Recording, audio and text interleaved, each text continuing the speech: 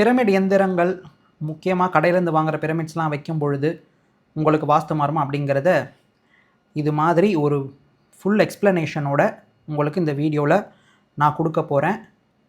இந்த வீடியோ நீங்கள் பார்த்து படிக்கும்போது பிரமிட்ஸ்க்கும் வாஸ்துக்கும் சுத்தமாக சம்மந்தம் இல்லை எப்படி அப்படிங்கிற அதனுடைய எக்ஸ்ப்ளனேஷன் யாருமே தந்ததில்லை. அந்த எக்ஸ்ப்ளனேஷன் இந்த வீடியோவில் நான் கொடுக்க போகிறேன். இதை நான் ஏன் கொடுக்குறேன் அப்படின்னா, ஆக்சுவலி இன்றைக்கி போகக்கூடிய வீடியோவே வேறையாக இருந்தது. ஒரு ஃபாரினில் இருக்கக்கூடிய ஒரு ஆர்கிடெக்சரல் கான்செப்ட், அதாவது சிங்கப்பூரில் எப்படி ஒரு பில்டிங் இருக்கும் அப்படிங்கிறத எடுத்து உங்களுக்கு அதிலெல்லாம் வாஸ்து எப்படி வேலை செய்யுங்கிறத நான் விளக்குறதுக்கு இருந்தேன். ஆனால் இன்றைக்கி எனக்கு வந்த அழைப்பு தான் இதை வந்து மாற்றி இதை பற்றியும் நம்ம பேசணும், சில மித் பெஸ்டிங் வீடியோஸும் நம்ம போடணும் அப்படிங்கிறதுக்காக நான் போடுறேன். என்னென்னா, ஒரு அழைப்பு வந்தது, சென்னையிலேருந்து வந்தது. சரிங்களா? ஃபோன் பண்ணி இந்த மாதிரி, சார் நாங்கள் வந்து ஆல்ரெடி வாஸ்துவெல்லாம் பார்த்தோம், பட் எங்களுக்கு எந்த ஒரு இம்ப்ரூவ்மெண்ட்டும் இல்லை அப்படின்ற மாதிரி ஒரு என்ன சொல்கிறது, ஒரு விரக்தியில் தான் பேசினாங்க. என்ன அங்கே நடந்துருது அப்படின்னா, அவங்களுக்கு சவுத் ஈஸ்ட்டில் டாய்லெட் கொடுத்துருக்காங்க. சவுத் ஈஸ்ட்டில் டாய்லெட் கொடுத்ததுனால அவங்களுடைய மனைவிக்கு வயிற்று பகுதியில் ஒரு சில சிகிச்சைகளை மேற்கொள்ளக்கூடிய ஒரு சுச்சுவேஷனுங்கிறது வந்துருச்சு.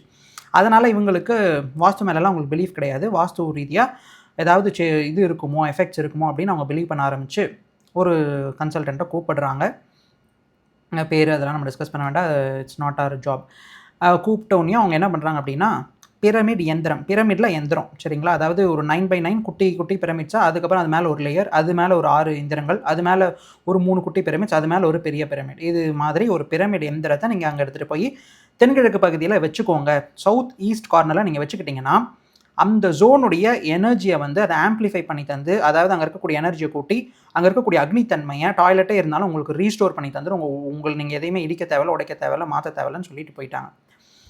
அதற்கு நம்பி அதை வந்து அவங்க சில்வரில் பண்ண தான் கொடுத்து, அதில் வந்து பல ஆயிரங்கள், ஆல்மோஸ்ட் 1,00,000 கிட்ட, நம்ம 1 lakh கிட்ட நினைக்கிறேன். அது ஒரு இது தெரியாமல் இவங்க வந்து போய் ஏமாறக்கூடிய ஒரு சுச்சுவேஷனில் அவங்க தள்ளப்பட்டுட்டாங்க.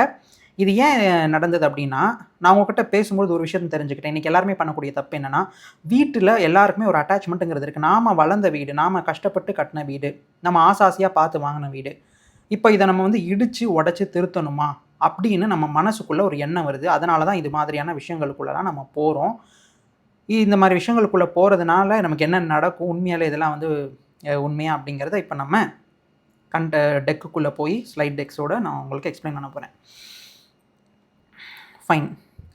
ஃபஸ்ட்டு என்ன ஒரு நிலை இருக்குது அப்படின்னா, பிரமிட்ஸை எடுத்து எந்தெந்த கார்னர்லலாம் பிரச்சனை இருக்கும், டாய்லெட் இருந்தால் டாய்லெட் கிட்ட ஒரு பிரமிட், சரிங்களா? பிரம்மஸ்தானத்தில் பிரச்சனை இருந்தால் பிரம்மஸ்தானத்தில் ஒரு பிரமிட், அதாவது தூக்கம் வரலைன்னா பில்லோ கிட்ட ஒரு பிரமிடு, அதே மாதிரி தான் ஒரு மூளைக்கிட்டையும் சரி, சென்டர்கிட்டையும், டோர்கிட்ட, இது மாதிரி வீட்டில் இருக்கக்கூடிய எல்லா இடத்துலையும் பிரமிட்ஸ் வைக்கிற ஒரு விஷயம் வந்து இந்த ரெமெடியல் வாஸ்து அப்படின்னு சொல்லிட்டு பண்ணுறாங்க.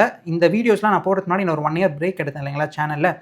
அப்போது நான் முக்கியமாக பண்ணது என்னென்னா, நார்த் இந்தியாவில் நிறைய பயணம் பண்ணும்பொழுது வாஸ்துங்கிறது எப்படியெல்லாம் பண்ணக்கூடாது, 1% கூட எப்படியெல்லாம் பண்ணக்கூடாது அப்படி தான் வந்து பண்ணிட்டு இருக்காங்க. ரெமெடியல் வாஸ்து, மெடிக்கல் வாஸ்து, அது இதுன்னு சொல்லிட்டு இதுதான் பிளாக்கர்ஸு, த்ரஸ்டர்ஸு, காப்பர் வயர்ஸு, ஸ்ட்ரிப்ஸு, மண்டலங்கள், அப்புறம் 45 தேவதைகளை வந்து வசியப்படுத்தும் முறை, 45 தேவதாஸ் பேலன்சிங் மெத்தடு, மாதிரி இதெல்லாம் வந்து எப்படி இருக்கும் அப்படிங்கிறதெல்லாம் என் வகுப்பில் வந்து நான் கண்டிப்பாக எல்லாருக்கும் சொல்ல போகிறேன்.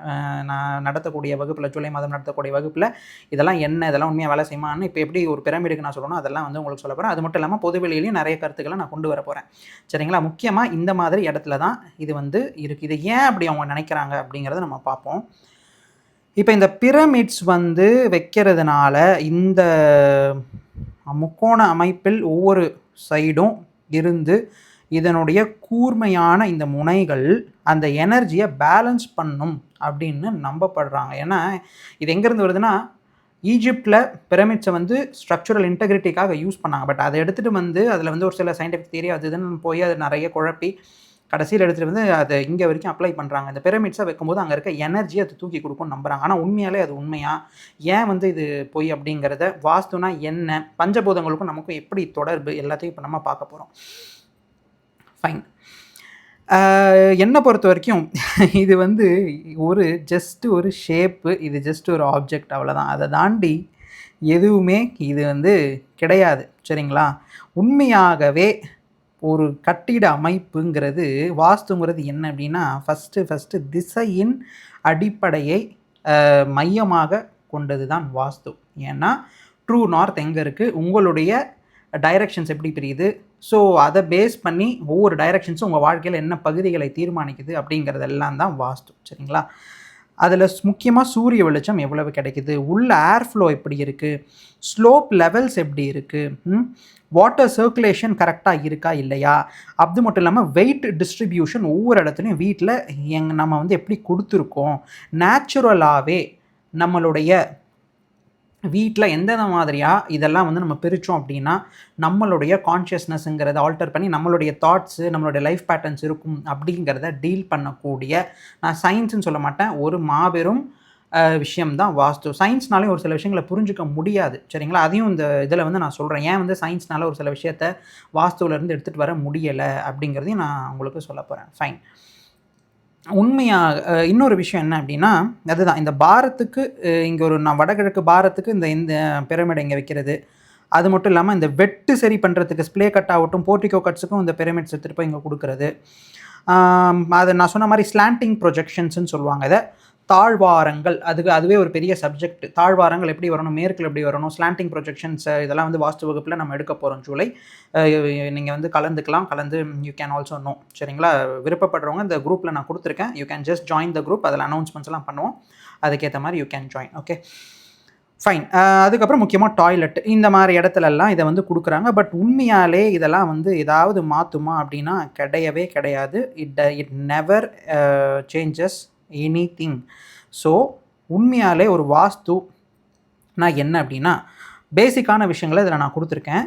ஒரு திறந்த நார்த்து, திறந்த ஈஸ்ட்டு, சரிங்களா, சவுத் அண்ட் வெஸ்ட்டில் முடிந்த வரைக்கும் பாரம் அதிகமாகவும் உயரம் அதிகமாகவும் இருப்பது, அந்த இடத்துக்குள்ளே எப்படி வந்து ட்ரைனேஜ் அமைப்புகளை நம்ம கொடுத்துருக்கோம், எப்படி வாட்டருடைய ஃப்ளோவை நம்ம எடுத்துகிட்டு போயிருக்கோம். அப்புறம் ஃபங்க்ஷனல் ரூம் பிளேஸ்மெண்ட் அப்படிங்கிறது என்ன அப்படின்னா, நார்மல் ரூம் பிளேஸ்மெண்ட்டில் ஃபங்க்ஷனல் ரூம் பிளேஸ்மெண்ட்னா என்னென்னா, உங்களுடைய வாழ்க்கைக்கு ஏற்றாற் போல் நீங்கள் என்ன பண்ணுறீங்கிறதுக்கு ஏற்றாற் போல் எப்படி உள்கட்டிட அமைப்புகளை அமைத்து கொண்டால் அது உங்களுடைய வாழ்க்கைக்கு பயனுள்ளதாக இருக்கும், ஏற்றுக்கொள்ளக்கூடிய வகையில் அது எப்படி இருக்கும் அப்படிங்கிறது தான் ஃபங்க்ஷனல் ஆஸ்பெக்ட் ஆஃப் வாஸ்து. சரிங்களா? இதுதான் வந்து உண்மையான வாஸ்துங்கிறது வந்து நம்ம சொல்கிறோம். இதில் நம்ம எல்லாமே பார்த்துட்டோம். இந்த கரெக்ட் லெவல்ஸ் இருக்கிறது, இந்த காற்று வர்றது, இந்த மாதிரியான பஞ்சபூதங்களினுடைய உள்ளே இருக்கக்கூடிய அந்த ஃப்ளோ எப்படி இருக்குது அப்படிங்கிறத எல்லாமே நம்ம இதில் கிளியராக பார்த்துட்டோம்.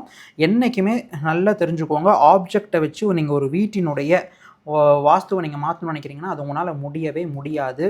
ஸ்ட்ரக்சுரல் சேஞ்சஸ், உள்கட்டிட அமைப்புகளை நீங்கள் மாற்றி அமைக்கும் பொழுது மட்டும்தான் வாஸ்துங்கிறது மாறும். அது ஏன் அப்படிங்கிறதையும் நான் இப்போ சொல்ல போகிறேன். சரி, இப்போது ரொம்ப ஒரு சிம்பிளாக எடுத்துக்கலாம்.